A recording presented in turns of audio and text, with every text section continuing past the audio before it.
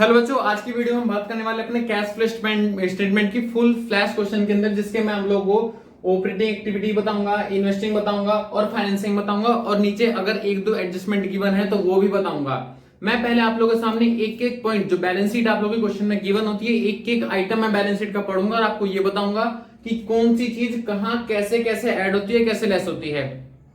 तो जो बच्चे अभी तक मेरे चैनल पे नए हैं, सो आप लोग चैनल सब्सक्राइब कर लें, वीडियो को प्लीज लाइक कर लें। तो बच्चों बात करते हैं अपने सबसे पहले ऑपरेटिंग एक्टिविटी की। तो ऑपरेटिंग एक्टिविटी के एक पोर्शन, दो पोर्शन, तीन पोर्शन और माइनस टैक्स और फाइनल आंसर हमारा आ जाएगा, यानी कि एक दो तीन चार, टोटल चार पोर्शन होते हैं। जबकि इन्वेस्टिंग और फाइनेंसिंग में एज सच कोई भी फॉर्मेट नहीं बनाया जाता। तो मैं अब आइटम आप लोगों के सामने पढ़ने वाला हूं, तो प्लीज आप लोग थोड़ा ध्यान से सुनिएगा। पहला आइटम कहता है शेयर कैपिटल में, यानी कि जो बैलेंस शीट होती है बच्चों, अगर आप लोगों को दिख जाए तो ये क्वेश्चन है मेरा, ठीक है, ये पूरा क्वेश्चन है, इसी क्वेश्चन के आगे मैं पढ़ने वाला हूं।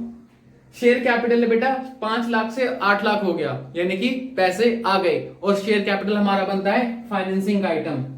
बच्चों मेरा बोर्ड छोटा है, मैं पूरा पूरा जो है नहीं लिख सकता हूं, तो मैं आप लोगों को सिर्फ कॉन्सेप्ट समझा दूंगा कि क्या है। तो पैसे हमारे पास में आए तो इश्यू ऑफ, यहां पे लिखना है proceed from issue of share capital. मैं डायरेक्टली लिख रहा हूं आप लोग के लिए, issue of equity share capital. कितने रुपए आए मेरे पास में? 3 लाख रुपए। उसके बाद कहता है रिजर्व एंड सरप्लस। तो रिजर्व एंड सरप्लस बेटा 2 लाख से 3.5 लाख हो गया, तो 1.5 लाख का प्रॉफिट हो गया, और रिजर्व एंड सरप्लस बनता है हमारा इसका पोर्शन, ठीक है। कितने रुपए? 1.5 लाख रुपए। उसके बाद क्वेश्चन कहता है लॉन्ग टर्म बोरोइंग 6% डिवेंचर है, ओपनिंग में भी 1 लाख, क्लोजिंग में भी 1 लाख। तो सिंपल सी बात है, हमारा इंटरेस्ट बन चुका है, तो कितने परसेंट हमारा? 6%। तो 6,000 रुपए इंटरेस्ट हमारा इस वाले पोर्शन में आएगा। तो interest on debenture at the rate of 6%, तो 6,000 रुपए। यहां पे क्या होगा बच्चों? प्लस, और यही इंटरेस्ट हमारा यहां पे जाके क्या हो जाएगा? माइनस। इंटरेस्ट ऑन डिवेंचर 6,000 रुपए माइनस, क्यों? ये फाइनेंसिंग में हमारा पैसा चला गया। उसके बाद क्या है, करंट लाइबिलिटी के अंदर बैंक लोन 0 से 50,000 हो गया, 0 से 50,000। करंट लाइबिलिटी हमारा इसका पोर्शन माना जाता है, लेकिन केवल बैंक ओवरड्राफ्ट, बैंक लोन जो सीधा पैसे का आना जाना है, वो हमारा इसका पार्ट माना जाता है। तो हम लोगों ने बैंक लोन लिया है, कितने रुपए? 0 से 50,000, तो 50,000 रुपए हमारे पास में आ जाएंगे, हम प्लस कर देंगे। उसके बाद लिखा बच्चों ट्रेड पेबल। ट्रेड पेबल क्या है? कहता है 1 लाख से 75,000 हो गया, तो करंट लाइबिलिटी घट गई, तो हम भी इसे यहां पर क्या कर देंगे बच्चों? माइनस कर देंगे, यानी कि current decrease in current liability, या ट्रेड क्रेडिटर्स लिख सकते हो, क्रेडिटर्स। मैं हालांकि बच्चों पूरा पूरा लिख रहा, आप लोग लिख सकते हो, बस समझा रहा हूं मैं आप लोगों को। कितना रुपए बेटा? 25,000 रुपए माइनस। उसके बाद में लिखा है प्रोविजन फॉर टैक्स, ठीक है। अब प्रोविजन फॉर टैक्स ओपनिंग भी गिवन है, क्लोजिंग भी गिवन है। यहाँ पे इंक्रीज डिक्रीज नहीं देखे जाते, यहाँ पे करंट ईयर का देखा जाता है। तो जैसे कि 2017 हमारा करंट ईयर है, तो 65,000 रुपए है, तो बच्चों हम यहाँ पे टैक्स 65,000 रुपए का ऐड कर देंगे, ठीक है। जबकि जो हमारा ओपनिंग है वो हमारा सबसे नीचे माइनस हो जाता है। कब? जब केवल क्वेश्चन में हमें ओपनिंग क्लोजिंग की इंफॉर्मेशन गिवन होती है, बाकी कोई और कोई भी इंफॉर्मेशन गिवन नहीं होती, तो क्लोजिंग को ऐड करेंगे और ओपनिंग को बच्चों हम यहाँ पे सबसे एंड में टैक्स पेड में माइनस कर देंगे। उसके बाद आती है बेटा हमारी एसेट्स की बारी। ये हमारी लाइबिलिटी खत्म हो गई, अब एसेट्स। पहले पॉइंट होता है टेंजिबल एसेट्स, और उसमें नोट नंबर 2 गिवन है। तो बच्चों जब हमें कभी नोट गिवन होता है तो हम सीधा नोट में देखो, जैसे कि हमारी बैलेंस शीट है, आपको अगर दिखाई दे रहा होगा, ये हमारी बैलेंस शीट है और उसके सामने नोट नंबर 2 लिखा हुआ है। तो यहां से हम लोग यहां नोट में देखेंगे। तो नोट में जब मैंने देखा तो उसमें लिखा हुआ है कि बिल्डिंग 4 लाख से 2.5 लाख रुपए हो गई, 4 लाख से 2.5 लाख रुपए, तो 1.5 लाख घट गई। इसका मतलब बिल्डिंग मैंने क्या करी होगी बच्चों? बेच दी होगी, नहीं, ठीक है। बिल्डिंग बेच दी, बेचने के लिए बोला है क्वेश्चन ने, तो सेल मान लेंगे, सेल ऑफ बिल्डिंग। कितने रुपए की? 1.5 लाख रुपए की। क्वेश्चन ने स्पेशली मेंशन किया है सोल्ड का, इसलिए मैंने माना। अगर वो मेंशन के लिए स्पेशल नहीं करता तो हम उसके ऊपर क्या मान लेते बच्चों? डेप्रिसिएशन मान लेते। उसके बाद नोट नंबर 2 में लिखा हुआ है कि आपकी प्लांट एंड मशीनरी 3 लाख से 270 हो गई, यहां भी घट गई, लेकिन यहां क्वेश्चन ने सेल के लिए मेंशन नहीं किया है, तो आप लोग इसे क्या मानोगे?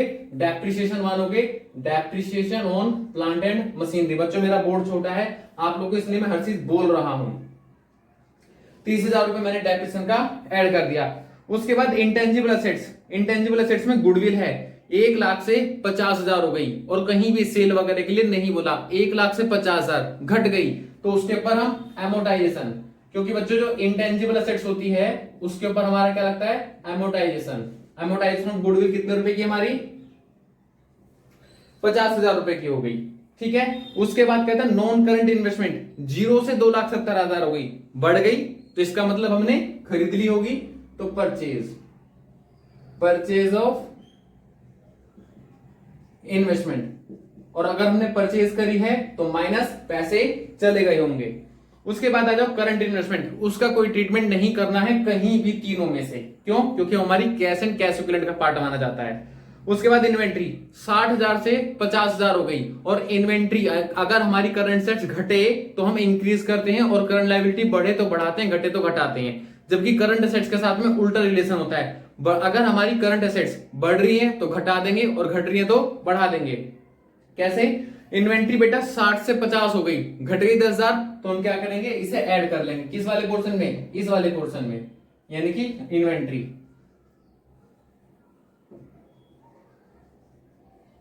10,000 रुपए हम ऐड कर लेंगे। उसके बाद क्वेश्चन कहता है ट्रेड रिसीवेबल, बेटा 40,000 से 80,000 हो गई, बढ़ गई, और करंट असेट्स के साथ में नेगेटिव रिलेशन होता है, तो 40 से 80 बढ़ गई, तो घटा देंगे 40,000 रुपए। Trade receivable. उसके बाद में बेटा यहां का सारा पोर्शन खत्म हो गया। अब जरा एडजस्टमेंट के अंदर भी देख लेते हैं। बोला है 50,000 रुपए as a interim dividend was paid, और इंटरिम डिविडेंड बेटा मेरा यहां आता है, इंटरिम डिविडेंड, यहां पे बच्चों हम 50,000 रुपए ऐड करेंगे, और यही जो है यहां पे आके इंटरिम डिविडेंड हम लोग माइनस करेंगे, माइनस, ठीक है। और बच्चों इस तरीके से मेरा पूरा क्वेश्चन सॉल्व हो गया। अब इसका एडलेस करते करते बच्चों मैं आप लोगों को यहां से देख के बता देता हूं कितना आ रहा है। ये आ रहा है बेटा 2,46,000 रुपए। अब देखो एक टोटल इसके सामने जाएगा, यहां पे इन तीनों का टोटल। अब इसमें ये तीनों ऐड करके हमारा operating profit before working capital changes एक टोटल हमारा यहां जाएगा। अब इस टोटल में ये ऐड लेस कर दी, 1 2 3, यहां पे हमारा कुछ टोटल आ जाएगा, और इस टोटल में माइनस करके हमारा आंसर कितना आ जाएगा, 2,46,000 रुपए। ये हमारा क्या आ गया, ऑपरेटिंग का आ गया। सेम एज इट इज बच्चों हमारा इन्वेस्टिंग का भी कुछ आएगा, और इन्वेस्टिंग का कितना आएगा हमारा, मान लो कितना है आप लोग का, 1.5 लाख में से 270, XYZ घटाओ कितना कितना बनेगा, 27 में से 15, 2 1, 1,20,000 रुपए माइनस का आ गया बच्चों, ठीक है। अब इधर आ जाओ, इधर कितना आएगा, इधर आप लोग का आएगा 2,94,000 रुपीज, ठीक है। अब ये जो टोटल है ये ऑपरेटिंग का हो गया, ये टोटल जो है हमारा इन्वेस्टिंग का हो गया, और ये हमारा फाइनेंसिंग का हो गया, ठीक है। तो A plus B plus C, इन तीनों को जोड़ लेना, 2,46,000 रुपए, माइनस में 1,20,000 क्योंकि माइनस है, और प्लस में 2,94,000 रुपीज। कुछ आप लोग की फिगर निकल के आएगी, जरा देखना कितनी कितनी आएगी, 2,46, 2,94, 6 4 10, 9 4 13, 1 12, 9 4 13 और 1 14, 2 2 4 1 5, उसमें से 21 घटा दो, 0 2 और आप लोग का 4, नेट कितना निकल के आ गया बच्चों, 4,20,000 रुपए।